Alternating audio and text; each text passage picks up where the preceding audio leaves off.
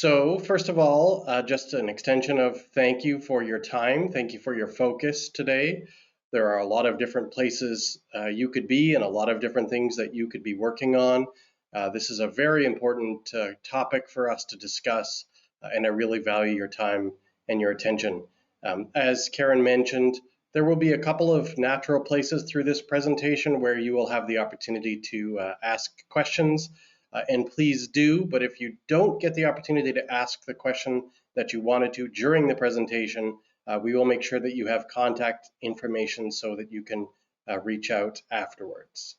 So today we'll be talking about recruitment, retention, and rethinking hospitality human capital.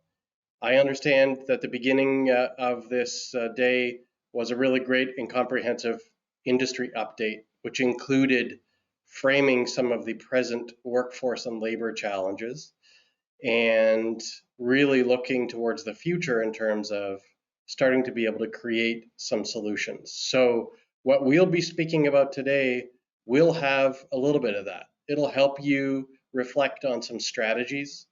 It'll help you learn about some resources that you can access, some real, solid, tangible, and in many cases, financial resources you can access. But it'll also challenge you to do a little bit of rethinking. And if you have participated in any of my presentations before, or if you've had the opportunity to read anything that I've written, I really do like to focus on rethinking and reinvention and change, because ultimately, whatever we're working on today really doesn't much reflect what we were working on yesterday. And I have a firm belief that the further we can get into a change mindset, a reinvention mindset, the more able we are to navigate a path forward. So let's set the stage with a little bit of a philosophical quote. I really enjoy going to these experts, leaders, people in history who have achieved great things. This is a quote from Abraham Lincoln. It really is one of my favorites. If I only had an hour to chop down a tree, I would spend the first 45 minutes sharpening my axe. Think about the labor challenges as a very complex tree, forest, wooded area that we need to chop down. Before we jump right into solutions and practical things, I think it's important that we sharpen our axe. So think about the next hour or so that we're spending together as a collective axe sharpening. I want to make sure that you have access to data and information that helps you reflect on the big picture of what you're dealing with right now. So this is some data from Tourism HR Canada. Tourism HR Canada is a national organization focused on workforce development in Canada's tourism and hospitality industry. And there are a couple of key elements here that I think are really important for us to reflect on. First of all, and the most important part of this is, if you are experiencing workforce and labor challenges within your community, within your region, within your business, you need to understand that you are not alone. You are not facing something that is unique. You are facing something that is very widespread. So as an extension of the industry updates that you heard today, let's just take a quick look at the tourism workforce. A couple of things here. First of all, this is the tourism workforce as of 2019. Actually, really in the first few months of 2020, before we started down the rabbit hole of the pandemic, this was about the state of our workforce. So there were 2.1 million Canadians working in what we largely classify as the tourism industry. And even that is an important piece to discuss for a second, because when we're talking about tourism, and I like to say tourism and hospitality, but everybody has a different perspective on the industry, these are the five clusters, the five subsectors of the tourism industry. The food and beverage services industry employs about half of our workforce. Recreation and entertainment, transportation, accommodation, travel services, that's really the makeup of our industry. So across this country, just before the pandemic, there were just over 2 million Canadians working in our industry. And that number is significant for a couple of reasons. First of all, it represents about 1 in 10 working Canadians. So again, if you're reflecting on how vital this industry is and how important this industry is to our economy, to our communities, to our socioeconomics, it's very important. 1 in 10 working Canadians is working in the tourism industry. So let's take a bit of a flash forward. Where are we right now? Yes, we're not going to spend too much time talking about what happened over the last couple of years. You've all lived it, you know it in living color. Let's take a look at where we're at right now. So, as of March 2022, overall tourism employment has actually seen an improvement as our industry builds towards recovery in the coming months. And obviously, here we are talking about the spring summer season. We know how important that is to our industry. But growth has been hindered by employment losses in the accommodations industry and a higher than anticipated unemployment rate in transportation. So if you look at the big picture here, as of March 2019, there were 2.1 million Canadians working in the tourism industry. As of March 2022, that number is at about 1.8 or 1.9 million. That's significant, again, for a couple of reasons. Number one, it means we've lost some people, and generally speaking, unemployment is at a reasonable rate now, which means people have left our field and gone into other industries. But what it also means is we all knew that we were facing labor shortages, labor challenges, even when we had a robust industry that was well above 2 million workers. So knowing that we were already facing labor challenges and then reflecting on the fact that now we have about 200,000 people less than we really need to get back to those ideal levels of business, it just gives you a sense of the present state. And like I mentioned, this is important not because I'm trying to help you lay blame, but because I'm trying to help you understand that whatever you're experiencing in your region or in your workplace or in your business isn't something that is unique to you. There are some very large scale, significant systemic challenges, and that's what we're going to focus on today. We aren't going to be able to get to the bottom of this in an hour, but we are going to be able to figure out some strategies that we can enact ourselves, some resources that we can take advantage of, and most importantly, challenge ourselves to rethink, challenge ourselves to reinvent. Let's talk about the agenda for our time together. We have four things that we will cover. First of all, how did we get to where we are right now? I think it's really important, like the axe sharpening, before we get into chopping down that tree, let's figure out how we got here. We'll spend lots of time talking about early talent, what it is, resources that are available to help support early talent strategies. We'll talk a little bit about international talent, some really important updates to the temporary foreign worker program, which we'll be able to sink into a little bit so you can understand how to access that. And then a refresh on reinvention, how we embrace change. We're talking about recruitment, we're talking about retention, and we're talking about rethinking human capital. We need to make sure that we are investing our time into learning about how to create change within ourselves, within our organizations. So that's what we'll be talking about today. And as mentioned, at the end of every section, we'll pause for some questions, and Karen will give me a hand in terms of making sure that the questions that you ask are posed, and I'll do my best to answer them. So let's set the stage. How did we get here? As mentioned, how did we arrive at a place, even when pre-pandemic with a robust workforce, we were still facing some labor challenges, and now getting back to a place where across the country, unemployment rates are pretty low, and yet we don't have the capacity of people working in our industry that we need to get back to a state of thriving. What were some of the things that led us to the place that we're in right now? And as you'll know from some of the things that I like to engage in, I really like to go to the experts.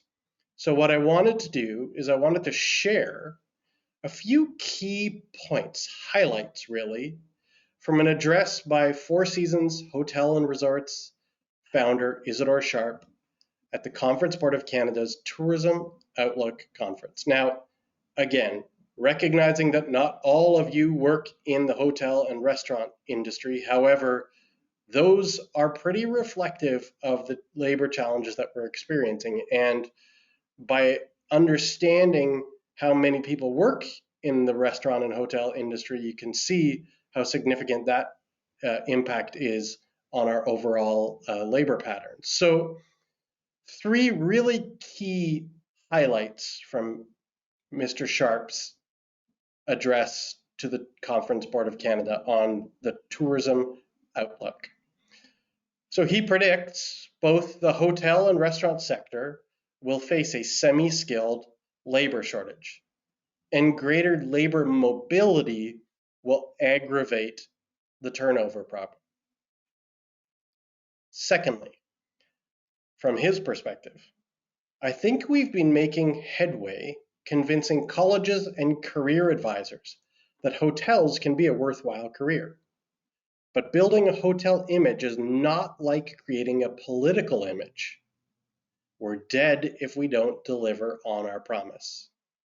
And I think, again, extrapolating his insights here, he's specifically talking about careers in hotels, but I think the same could be said about careers in hospitality and tourism. And finally, as he reflects towards the future, he believes service will be the battleground of hotels. And finding, keeping, and developing employees will be a major preoccupation. A recent Horwath survey points out another problem, and I quote, so this is Mr. Sharp quoting the Horwath survey. The issue of the more efficient use of labor has largely been ignored by the hotel industry. Management has been more concerned with controlling labor than developing it.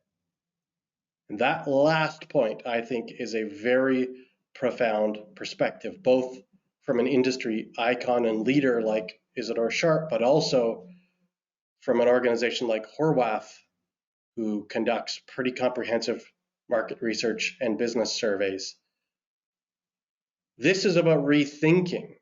This is about the evolution, the reinvention from our old ways of thinking about humans as resources towards a newer way of thinking about people as capital to be invested in, to be developed.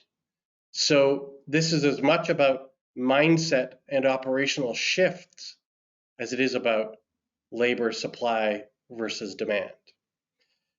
I think this was a really impactful address given by a very impactful man. But I think what's important to reflect on here, in case you were wondering when this speech was given, I'll give you an insight right here. 1989. Those key highlights were from an address given by Isidore Sharp to the Conference Board of Canada, looking at Canada's tourism outlook in 1989. So, in case you're wondering how we arrived where we arrive right now, the labor challenges facing the hospitality and tourism industry have been around for a very long time. We are now living the future that we created for ourselves. And again, this is not to lay blame. This is not about whose fault it was that we arrived at the place that we arrived. But I parallel this human capital discussion very similarly to the climate challenges that we are experiencing. If we were experiencing climate change in 2022, it really has very little to do with what we've been doing over the last few years. It's about the collective impact of our business decisions and our personal decisions and our actions. And the same can be said for the labor challenges that we're experiencing. This is an article that I wrote for Stay Magazine. You can find it, staymagazine.ca, and it's just really, it's snapshots of his speech from 1989, which really helps us anchor in terms of knowing that what we're doing now, the problems that we're facing, and the rethinking that is required is about generational rethinking in terms of how we think about and how we interact with and how we manage the people who are so central to our industry. So let's get into some forward looking. The first key strategy that I think is something that we can do more to embrace is a strategy called early talent. And early talent is something that human capital consultants, people who work in HR, are fairly familiar with. And it's really not earth shattering, but it is something that requires some pause and some reflection, especially as we think about moving forward. So, what is an early talent strategy? Well, it's exactly what it sounds like. As we bring people into our workplaces, if we're thinking about students, or we're thinking about seasonal workers, or we're thinking about people who enter our industry for the first time, and that has nothing to do with age, that has to do with time in our industry. Can we think about those people as in the early phases of the talent development process? Meaning we need help right now. And maybe the help that we need right now is entry level. And there are some, language used like low skill or low wage, and you'll actually hear a couple of those terms used in some of the government documentation through this process. But that's not to say low value by any means. It's just to say when people are entering our industry at the early phase of their career, which we know they do a lot of, Canada's tourism industry is the number one employer of youth in this country. Excuse me. As we're reflecting on early talent, are there ways for us to move forward understanding that this talent needs to be developed? Excuse me. Okay, so let's talk about Propel. Propel is the name of a program that was put together by Tourism HR Canada. And this is a program that was funded by the federal government, ESDC. And I want to talk to you about Propel because Propel is a program that has been put in place for Canada's tourism and hospitality industry to support early talent strategies with wage subsidies paid directly to employers. So we're going to take a bit of a deep dive into Propel. And as we go through that, just reflect on how important this kind of program is and these wage subsidies are to contributing to your early talent strategy. I'm going to ask Jillian to put on a video that just gives you a nice highlight, an overview of the Propel program in a more eloquent way than I can do in a few minutes.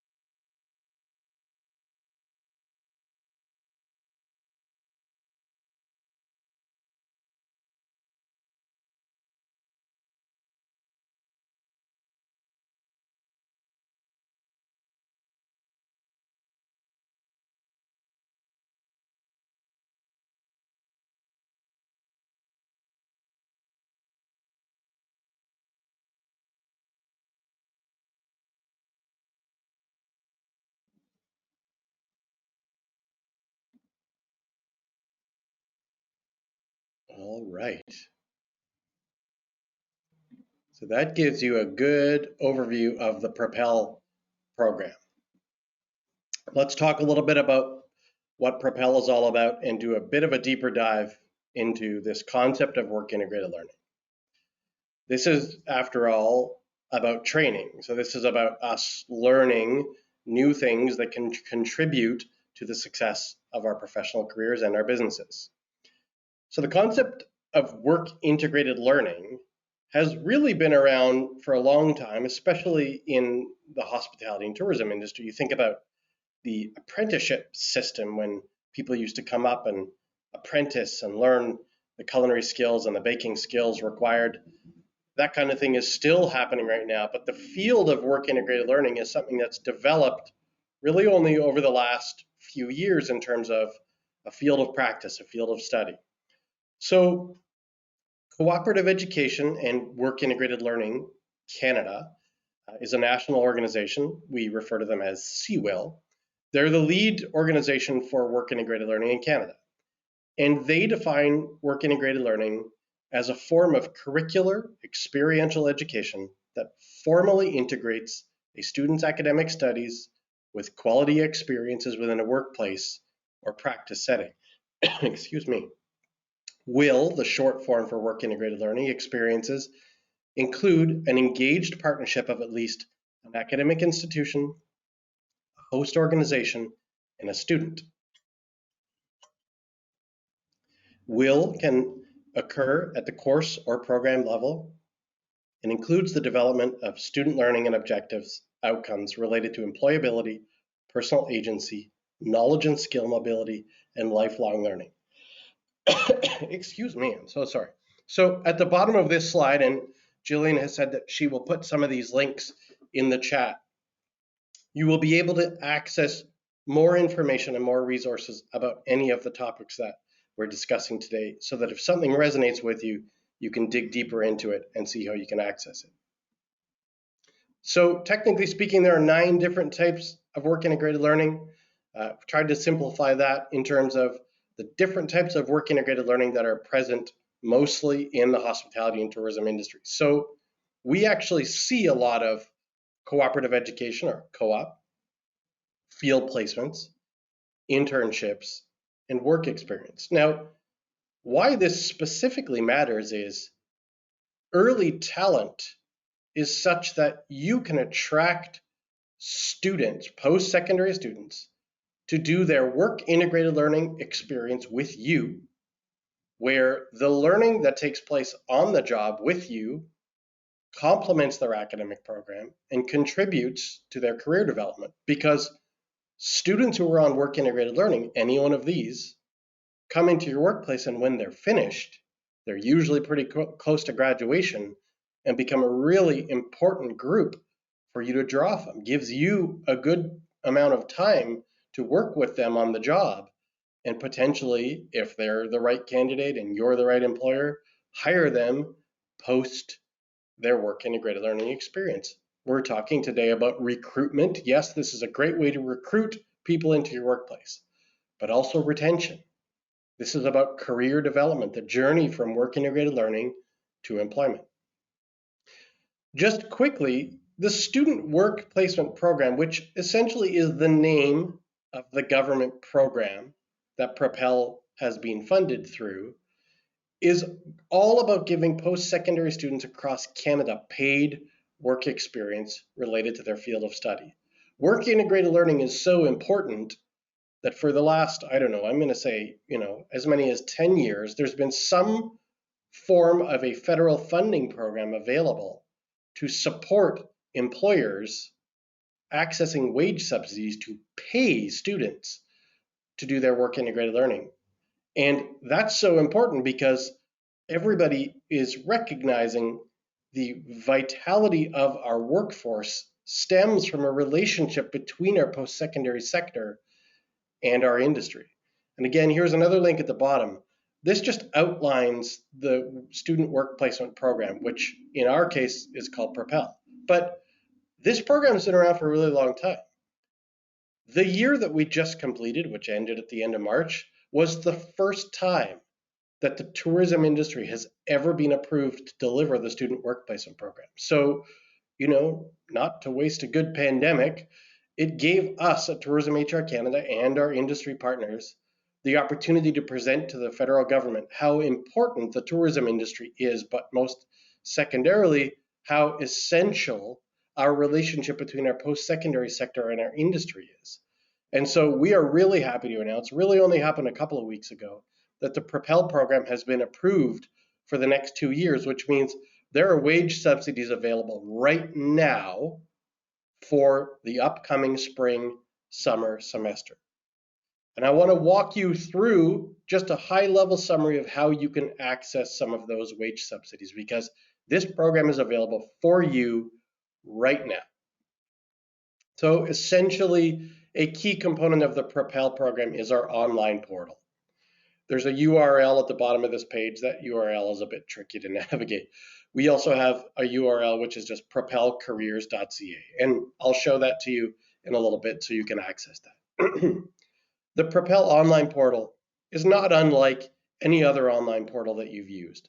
LinkedIn, Indeed, wherever you are normally posting jobs. It's a place where you can go create a profile for your business, post a work integrated learning opportunity, apply for a wage subsidy, and hire students who are interested in doing their work integrated learning with you right now. There are 3 simple steps. Does this require some administrative support? Yes, it does. Is it a little bit challenging from a process perspective? Yes, it is. We are, after all, distributing federal government funds. We need to follow accountability measures. We all want that as businesses and people who pay taxes. We want to make sure that our money is invested carefully. However, the process is set up there for you to be successful. So there are 3 simple steps. Post a work integrated learning opportunity, apply for a wage subsidy. You can actually do one or the other or both in the system, and hire a student. The student that you ultimately hire for your work integrated learning opportunity is your decision, not ours. And this system has been deployed across the country. So there are students all across the country who are looking for work integrated learning experiences right now. And thanks to travel challenges being lifted and the supply of affordable housing notwithstanding, there really are students from across the country who are willing to go and pursue a destination-focused work integrated learning experience. Let's talk about eligibility criteria for a second. So yes, this is a federal program. These are eligibility criteria as laid out by ESDC, which is why we put a link to their program in there. These are not flexible eligibility criteria, and these are set by ESDC, not by Tourism HR Canada. So who qualifies for this program? Well, from a student perspective, domestic students, Canadian permanent residents or citizens qualify for this program. Yes, for the moment, that means that international students do not qualify for this program. We are not happy about that and have put forward a request for future consideration that international students, who we know are a really important part of our post-secondary landscape, but also a really important part of our industry. We really want them to be eligible for this program, but for the moment they aren't. But don't despair, there are still lots of domestic students going to school, studying, looking for work integrated learning opportunities. Students need to be registered at a recognized Canadian post-secondary institution in a program that includes a workplace. Those are usually our colleges and our universities. In Quebec, the CEGEP system is also included in that.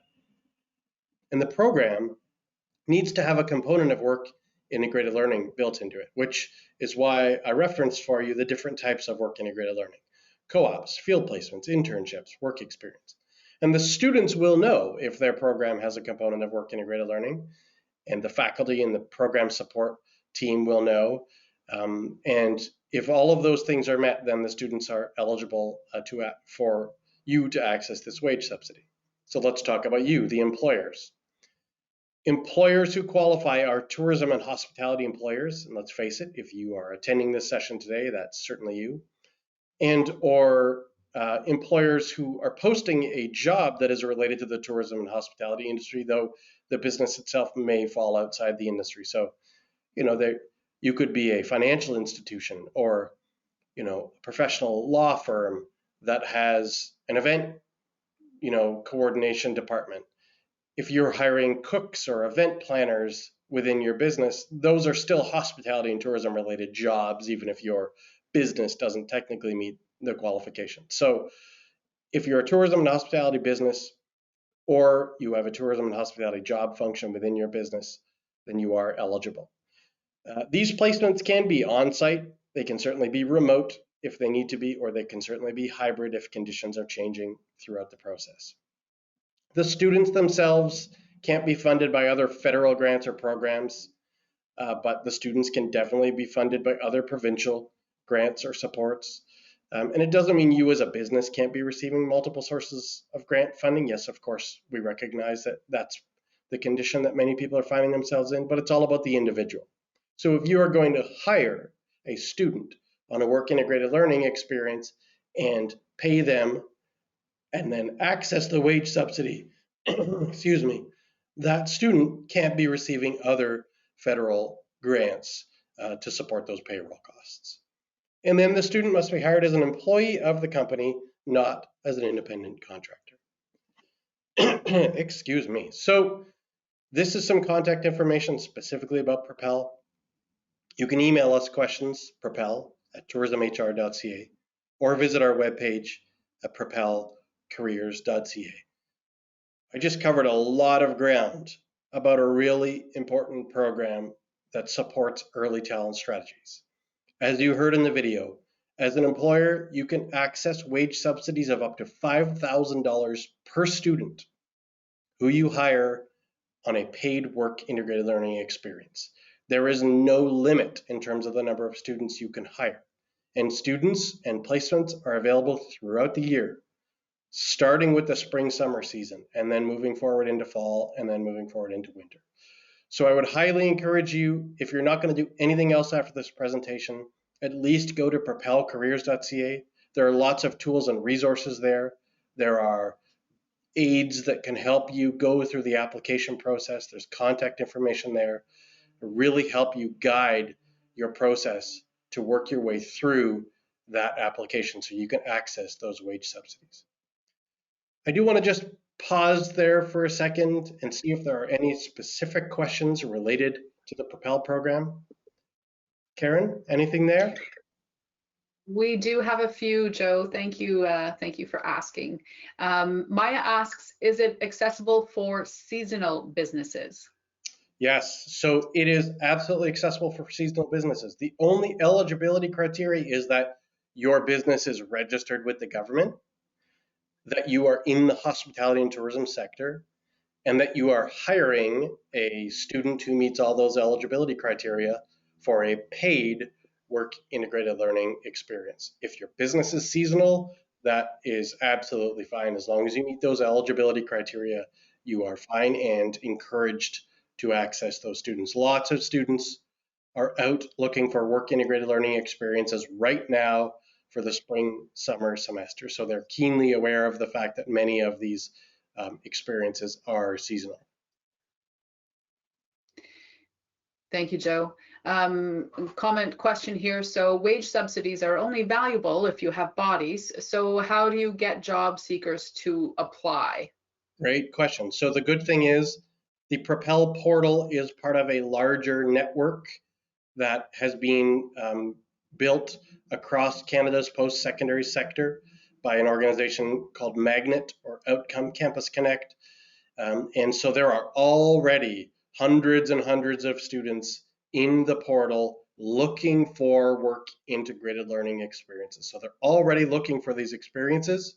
When you go in and you post your experiences, just like posting a job, the more detailed information you can put in your posting to attract students to do their work integrated learning experience with you, the higher the chance that you are able to secure a student for that experience. So I would highly encourage you to go into that portal, create a profile for your business, and post a work integrated learning experience. It doesn't cost you any money. It might cost you a little bit of time to post that experience and apply for a wage subsidy and see if you can access students. But there are lots of students in colleges and universities looking for these work integrated learning experiences. And just wanted to note there for a second, you aren't just targeting students who are studying hospitality and tourism.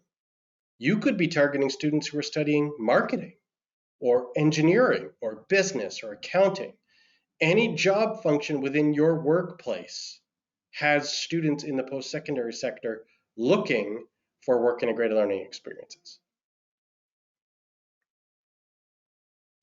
Thanks, Joe. And can you clarify the ones who are available for the workplace learning? Are they high school students? Are they post-secondary? If you want to just clarify that.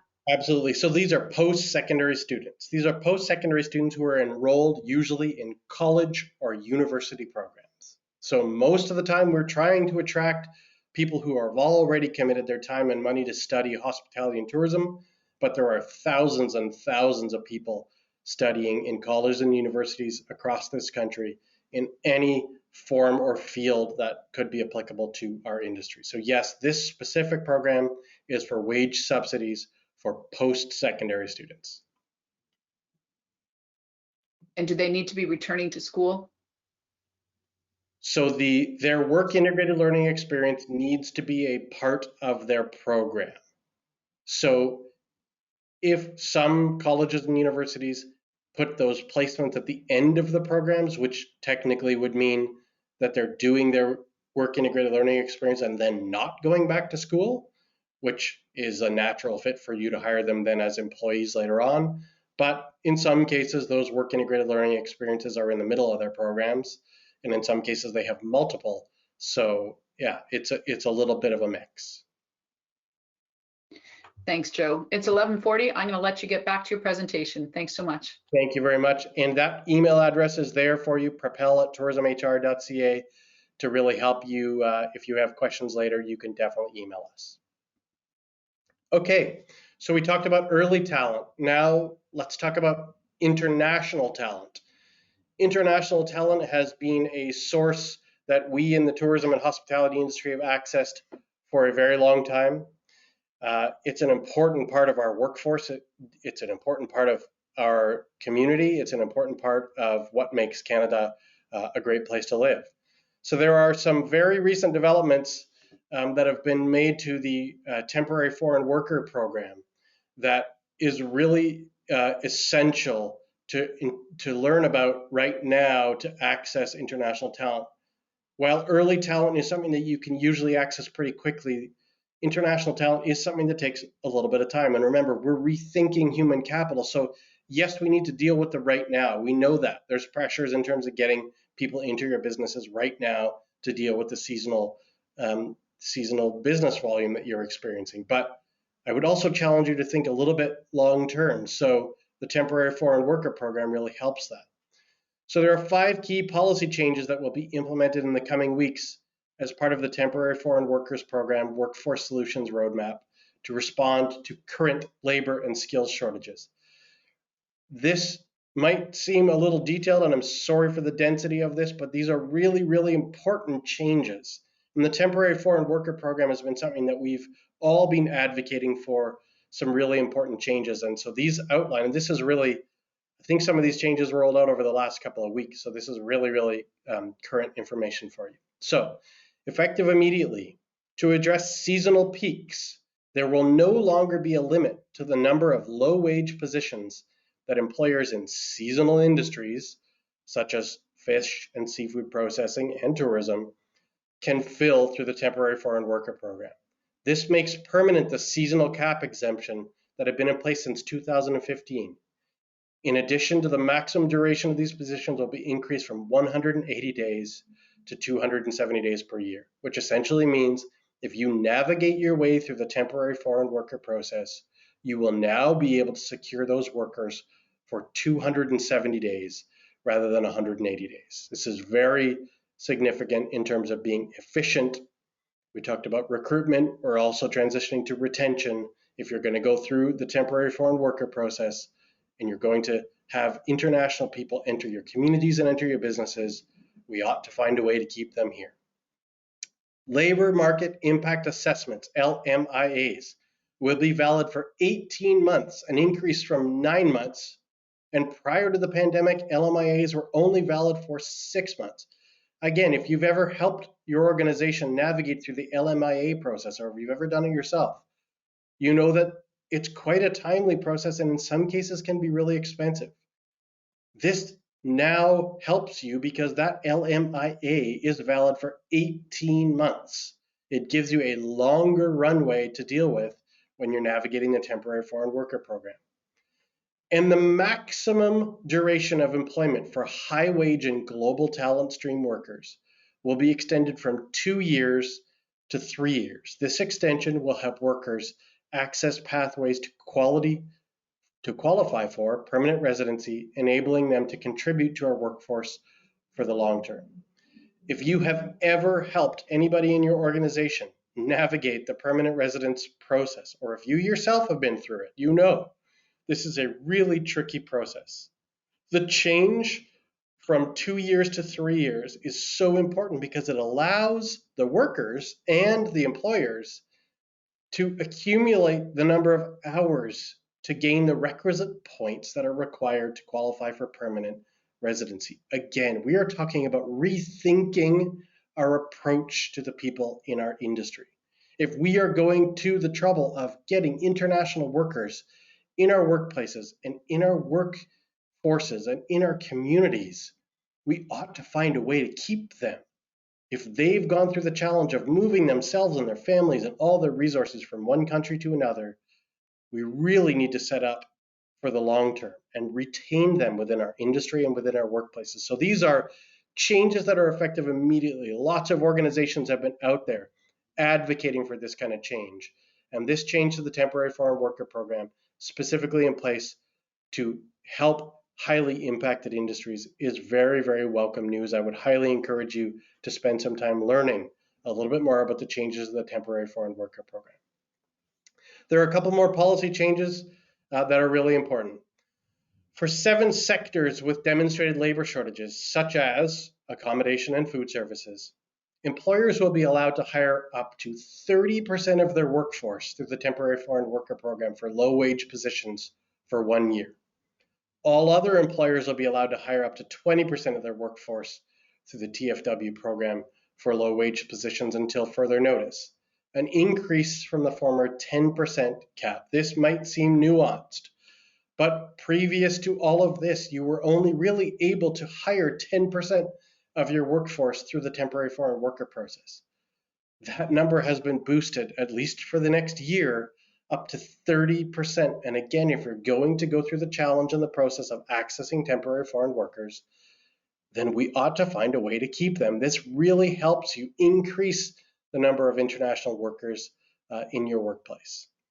And finally, the last policy change, but still very significant, the government will end the current policy that automatically refuses LMIA applications for low-wage occupations in the accommodation, food service, and retail trade sectors in regions with an unemployment rate of 6% or higher. Again, that might seem nuanced. However, if you, for some reason, are coming from a region where the unemployment rate was higher, you were automatically refused submitting and applying for LMIA exemptions for the occupations in the accommodations, food service, and retail trade. Why? Well, I would say rhetoric is if you have high unemployment, just get people to work in the hotel, food service, and retail trade and hire the people within your local community. But we all know it's just not that black and white. It's not a binary situation.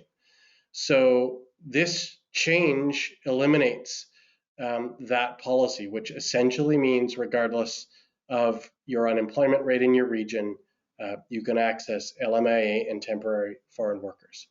So all of these changes are occurring alongside the government's ongoing work to strengthen worker protections. Minister Qualtrough also announced that she will convene the inaugural TFW program ministerial consultative roundtable in June of 2022 to hear directly from worker representatives and other stakeholders on how to make the program stronger and more effective for workers, employers, and their communities. What's really optimistic and hopeful for me here is this demonstrates a shift from seeing, quite frankly, just look at the language, temporary foreign workers, to a longer term strategy where we can recruit internationally trained professionals or international people requiring training and work experience and retain them as long-term sources of talent for our industry. There's a link right there, more detail here. There's a link that gives you more detail and access to the LMIA process and temporary foreign worker changes. I know that's pretty content heavy, but it's really, really important. And if it just gives you an opportunity to take a second look at that temporary foreign worker program, I would highly encourage you to do that. I just want to pause for another minute before we get through the last part of this presentation. Are there any questions about temporary foreign worker program or any of those changes, or other questions around international talent? I don't have any questions, Joe. Feel free to proceed. Okay. Thank you. And again, there's lots of information out there about that, and maybe within your organizations there are other people who look after that. But I think it's really important, and especially for our advocacy organizations. You heard an industry update at the beginning of this call. This is a really good sign, a really positive sign between the early talent strategies and international talent strategies, student workplace and program, and the temporary foreign worker program, to see our government starting to recognize how important the tourism and hospitality industry is, and putting resources and policies in place that really help us rebuild our workforce. Okay, so we're in the last phase of our presentation. We covered a lot about early talent. We covered a lot about international talent. You now have some programs and some resources that you can access that ideally give you access to some funding. Just wanted to take a quick refresh here. Remember, part of this is about recruitment and part of this is about retention.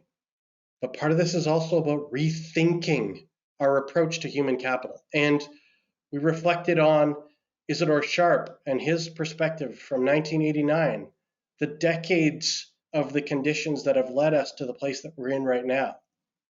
We need to reinvent our approach to human capital. And I just wanted to guide you through a quick overview of a reinvention process that can help you as an individual, can help your organization, and collectively help our industry.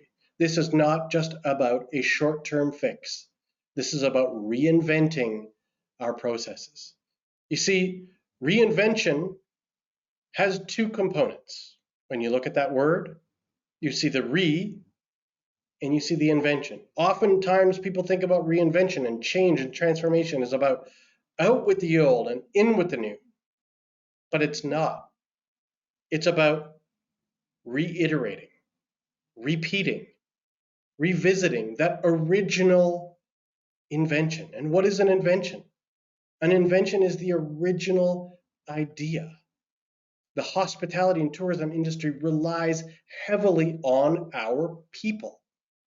So as we're facing existential challenges in our labor, existential challenges of people pursuing and maintaining careers in our sector, we need to reinvent the value proposition of why people choose this industry and our practices in terms of recruitment and retention.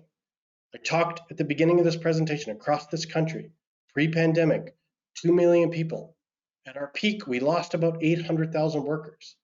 Unemployment across this country now has stabilized, and yet we're still down 200,000 workers. We need to recruit new workers, and we need to retain them.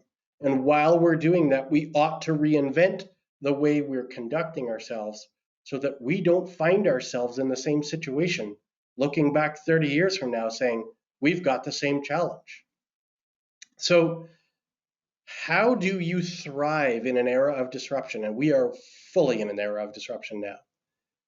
You reinvent, because change is everywhere and it's coming for us fast. And we lived through the last couple of years as the pandemic ideally, optimistically comes to a close.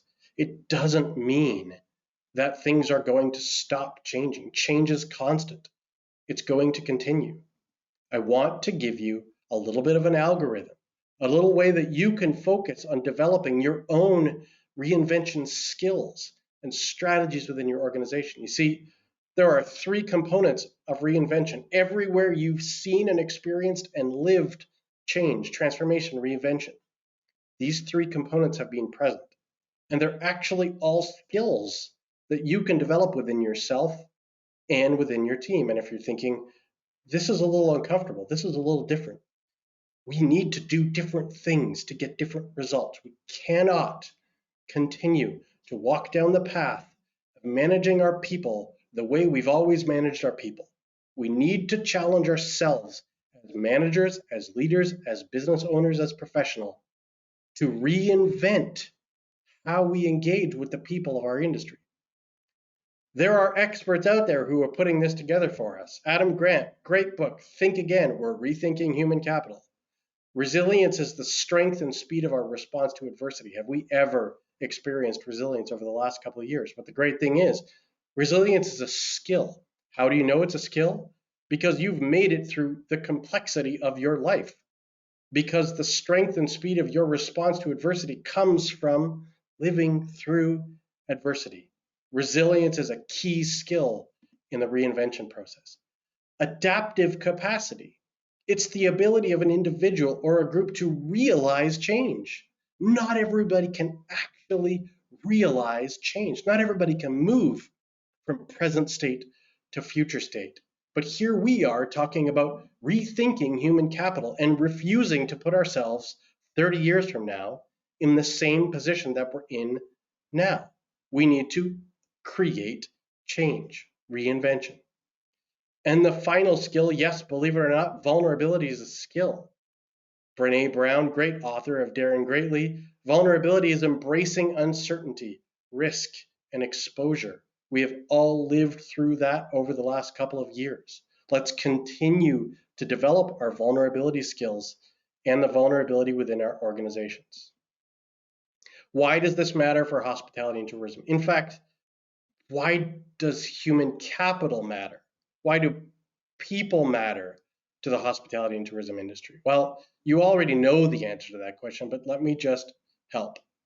The surest way to stay true to who you are, company, brand, or even individual, is to reinvent so as to continually become the most powerful and relevant version of yourself. I'm not saying throw out everything that you've done that brought you to the place that you're in now, or abandon everything we've done as an industry. That's not what I'm saying. I'm saying reinvention helps you as an individual, your business, and collectively as our industry become the most powerful and relevant versions of ourselves for the present day that we are dealing with right now to lead ourselves, our organizations, and our industry through periods of great challenge.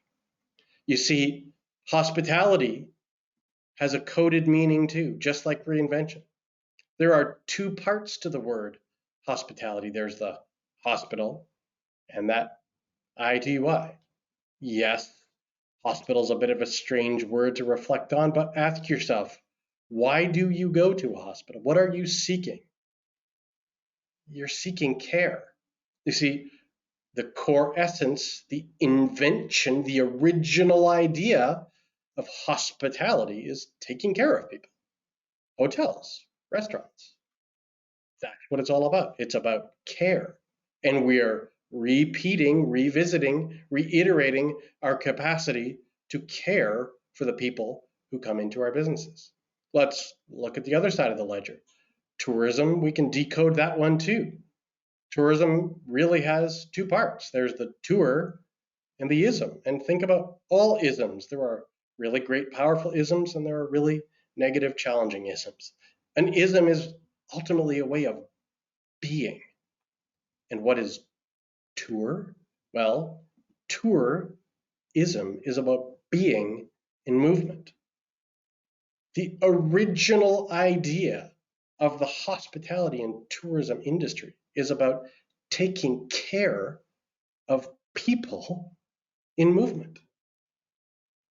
And as we reinvent our human capital strategies to support the hospitality and tourism industry, we have to reflect on the fact that we can't do it alone. We can't take care of our guests, of our clients, of our customers without people. And as we reflect on the future, the spring, the immediate present, and the summer and the fall and the winter and the years beyond this, reflect on the fact that our people strategies need reinvention. We need to think about early talent. We need to think about international talent. We think about recruitment. We think about retention. We need to challenge ourselves to rethink the way that we are engaging with our people. We started this presentation with a quote from Abraham Lincoln about sharpening our axe to chop down a tree. Empathy has also become one of the really central themes to the last couple of years. And I say this without laying blame. I say this from an empathetic perspective. If we lost at our peak 800,000 workers in our industry across this country, and now we're down 200,000 workers, and you're experiencing it, you're living it every day, we need to have empathy for what the people in our workforce experienced. And this is not just about entry-level workers. This is about people at all levels of our industry. What did they go through over the last couple of years? What did they experience? And why we may now need to be in a position where we are recruiting new talent and we are retaining that talent and refusing to relive the challenges of our past and rethinking our human capital strategies. I want to leave you with one parting thought, an African proverb that really resonates with me. The axe forgets, but the tree remembers. How we treat our staff, how we treat our workforce, how we ourselves are treated, and how we treat the people around us within our community has a lasting impression and maybe the most profound impact on how we can rethink human capital is about how we treat ourselves, we treat each other, and we treat the community more broadly. I thank you for your time. It's been a pleasure sharing with you. We covered a lot of ground in the last hour. If you want to find me, you can find me everywhere at The Joe Baker. That's my handle. The stands for tourism, hospitality, and education. That's my essence. It's what I am all about. I spent my entire career in this industry, and I have every intention of spending the rest of my career in this industry as well. It's been a pleasure talking to you. I wish you nothing but success and prosperity. Continue focusing on rethinking your approach, reinventing yourself, and reinventing the human capital practices that support this incredible industry. Thank you so much. Merci, Megwitch, and thank you to everyone who's joined us for this morning's presentation. Joe, thank you. I think you've given us a lot to pause and reflect on, a lot of information and many resources as well to check out. So thank you. A reminder to everybody, following Spring Training Week, we will be sending out a link to all presentations with the exception of one and the PowerPoints that go along with them. So you will have access to this information again to follow up with. If you have any additional questions for Joe, please do reach out to him at his email that he's provided you there. And on behalf of Destination Northern Ontario and Nature and Outdoor Tourism Ontario, have a great training week. You have more than 200 colleagues joining you this week, and we encourage you to connect during the week if you can. And if you have any questions about registering, etc., please feel free to reach out to Jill, Erica, or myself. Jill and Erica are both working behind the scenes all this week. We thank them as well, and I will be your host throughout the week this week. So next up this afternoon at 1 p.m. is Welcome Back, a look at what to expect summer 2022 with Eva Gooch. Again, Joe, thank you so much. Take care, everyone. Stay safe, and hope to see you this afternoon.